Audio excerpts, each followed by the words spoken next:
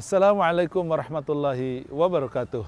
Spesial Ramadan bersama saya Helman Rosyad Shihab.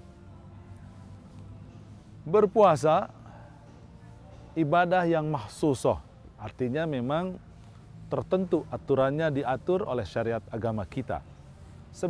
Sebagaimana ibadah-ibadah yang lain, tentu saja kita harus mengikuti sunnah Rasulullah SAW dalam mengerjakannya.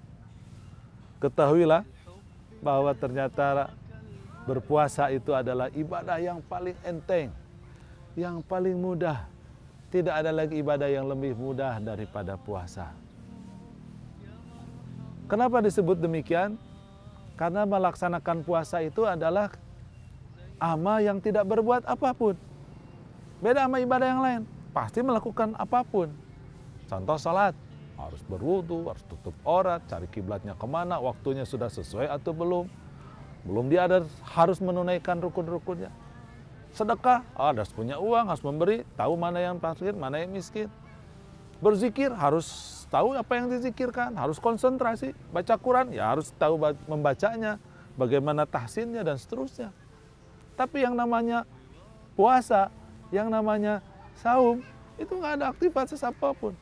Karena dia kategorinya adalah talabut tarki, yaitu permintaan dari Allah untuk meninggalkan sesuatu, bukan untuk mengerjakan sesuatu, bukan talabul fi'li.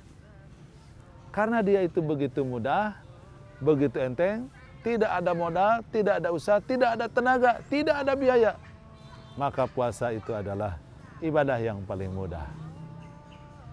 Tetapi ini ada sedikit problem berkaitan dengan kaidah bahwa al-ajru ala qadril masyaqqah, bahwa namanya pahala itu terhadap sebuah ibadah bergantung kepada kesulitan, masyaqqah yang dialami oleh pelaku daripada ibadah itu.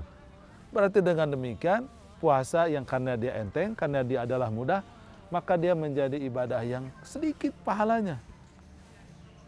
Tidak banyak pahalanya. Karena sedikit pahalanya, Rasulullah SAW pernah bersabda, "Rubba sha'imin laisa lahu min siyamihi illa ju' wal atas." Orang berpuasa itu nggak ada pahala apapun kecuali hanya lapar dan dahaga saja. Karena memang sejatinya puasa itu adalah ibadah yang mudah. Tidak ada kesulitan untuk mengerjakannya.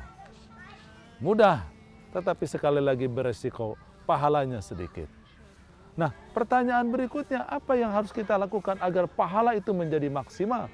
Agar Allah Subhanahu wa taala berkenan memberikan keutamaannya, fadilahnya kepada kita, terutama bila di bulan Ramadan. Karena bulan Ramadan adalah bulan yang penuh dengan hikmah dan berkah. Dilipatkan pahala, ditutupnya pintu neraka, dibukanya pintu surga, dibelenggunya setan. Oleh karena itu memang kita harus meraih pahala. Apakah pahala bulan Ramadan itu akan kita capai dengan berpuasa saja? Tentu saja adalah tidak. Apa yang harus kita lakukan di bulan Ramadan agar pahala Allah itu maksimal diberikan kepada kita, agar kita semuanya meraih sebesar-besarnya kebaikan dan fadilah dari Allah Subhanahu wa taala? Maka di episode-episode berikutnya kita akan membahas apa yang disebut dengan 10 pohon ibadah. Pengen tahu apa 10 tersebut? Tunggu di tayangan berikutnya. Terima kasih. Wassalamualaikum warahmatullahi wabarakatuh.